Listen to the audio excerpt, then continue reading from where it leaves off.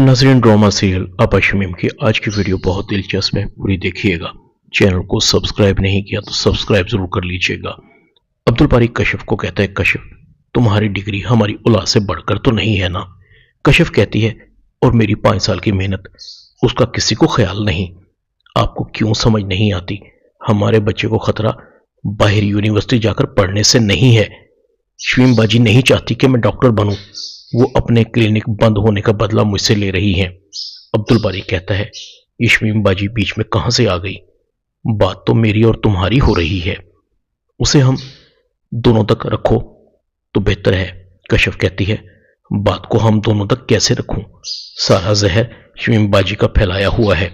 मेरा वजूद, मेरी खुशियां उनसे बर्दाश्त नहीं हो रही।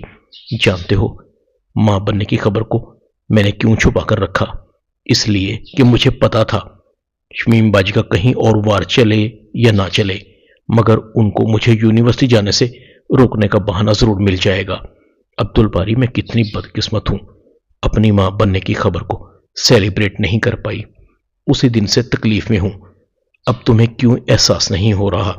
जब मां तकलीफ में है तो उसके बदन में पलने वाला बच्चा भी अजियत से गुजर रहा होगा। अब्दुल बारी कहता है, अब तुम्हारी कोई दलील नहीं चलेगी। मैंने फैसला कर लिया है, आज से तुम यूनिवर्सिटी नहीं जाओगी। कशिफ कहती है, अगर मैं ये ना मानूं तो? अब्दुल बारी कहता है, तो फिर शायद हमारा रिश्ता भी ना बचे, क्योंकि मैं उस शख्स को कभी माफ नहीं करूंगा जिसका वजूद मेरे बच्चे के लिए खतरनाक हो, चाहे वो तुम ही क्यों ना हो। अब्दुल बारी गुस्से से चला जाता है। कशिफ की आंखों में आंसू थे। शमीम इन दोनों की बातों को सुनकर बहुत खुश हो रही थी। तुमने कशिफ मेरा बहुत नुकसान किया है। देखो, अब अब्दुल बारी जो तुमसे बहुत प्यार करता था, अब वो भी मेरी जुबान बोलने लगा है। कशिफ रो रही थी। ये कहां आकर खड़ी हो गई हूं मैं, जहां मेरे वजूद की नफी हो रही है। लोग मां बनने को बीमार समझने लगे हैं। कशिफ दिल ही दिल में कहती है, ठीक है अब्दुल बारी, तुम मेरा साथ नहीं देते तो ना दो, मगर मैं अपनी तालीम जारी रखूंगी। शमीम कशिफ के कमरे में आती है। मैं जो एक बार ठान लेती हूं वो करके रहती हूं। देखो, ना तो अब्दुल बारी तुम्हारे साथ खड़ा है और ना चचा चची। अब बताओ क्या होगा? यूनिवर्सिटी जाती हो तो अब्दुल बारी और तुम्हारे माँ बाप दोनों तुमसे जाएंगे। कशिफ कहती है, क्यों मेरे पीछे पड़ी हैं? क्या बिगाड़ा है मैंने आपका? ठीक है, मुझसे नफरत है आपको तो उसे निभाएं, मगर इस तरह मुझे ज़हनी तौर पर डिस्टर्ब करके मेरे बच्चे को नुकसान मत पहुंचाएं। वो तो आपका अपना खून है ना? शमीम गुस्से से कहती है, जब अपना खून अपने बिलमुकाबिल आकर खड़ा हो जाए तो कशिफ बीबी वो अपना नहीं रहता। कशिफ कहती है, इतनी नफरत? शमीम कहती है, नफरत है तो इसे नफरत ही समझो। इधर अब्दुल बारी सोचों में गुम था।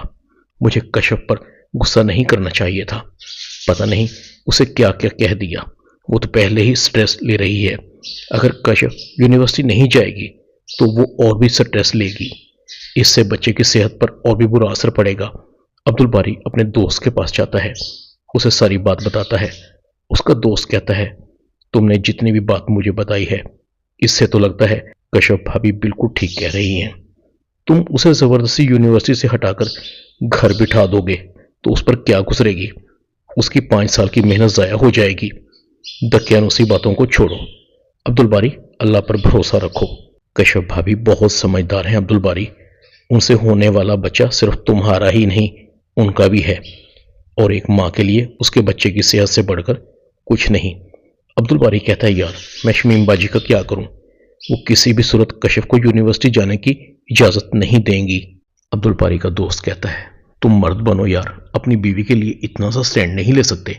फौरन घर जाओ, कशिफ भाभी को ये वाली खुशखबरी दोगे तो उसका तुम पर एतमाद बहाल होगा। बहुत खुश होंगी।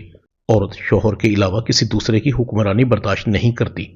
तुम्हारे लिए ये याद रखना जरूरी है। अब्दुल बारी घर आता है। कशिफ बहुत अफसरदा थी। अब्दुल बारी कशिफ के पास बैठता है। तुम अपना मूड ठीक करो, भूल जाओ मैंने तुम्हें क्या कहा था।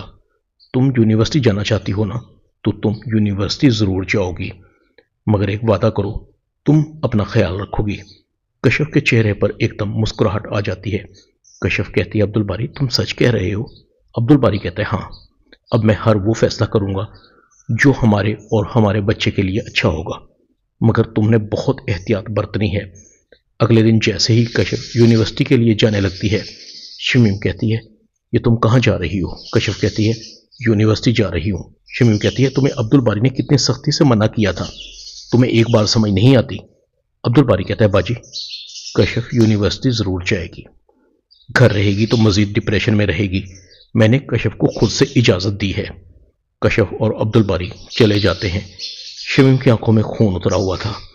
مجھے لگتا ہے کہ مجھے اب انگلیاں ٹیڑھی کرنی پڑیں گی، چاہے مجھے کشف کو یونیورسٹی جانے سے روکنے کے لیے عبد الباری کے بچے کی جان سے ہی کیوں نہ کھیلنا پڑے۔ نسیم کہتی ہے آپ کا پلان تو فیل ہو گیا باجی، اب کیا کریں گی؟ آپ کو کیوں سمجھ نہیں آ رہی؟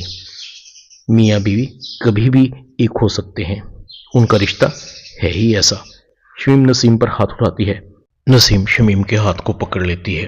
یہ غلطی بھی مت کیجیے گا آپ ہی، نہ تو میں عبد الباری ہوں اور نہ کشف۔ اگر یہ ہاتھ آئندہ مجھ پر آپ نے اٹھانے کی کوشش کی تو میں اسے توڑ دوں گی۔ شمیم نسیم کو کہتی ہے تم اچھا نہیں کر رہی۔ ادھر رضا شمائلہ سے تنگ آ چکا تھا۔ مجھ سے بہت بڑی غلطی ہو گئی، سائرہ ہی وہ لڑکی ہے جس کے ساتھ میں خوش رہ سکتا ہوں۔ رضا اپنے باپ کے پاس آتا ہے، معافی مانگنے آیا ہوں آپ سے، آپ ہمیشہ مجھے سمجھاتے رہے مگر میں اپنی مستی میں مست رہا، مجھ سے بہت غلطیاں ہوئی، مجھے پچھتاوا ہے۔ آپ تو باپ ہیں، مجھے معاف کر دیں، کسی بھی طرح کر کے سائرہ کو گھر لے آئیں۔ مجھے شمائلہ جیسی لڑکی سے شادی کرنے پر بہت پچھتاوا ہے۔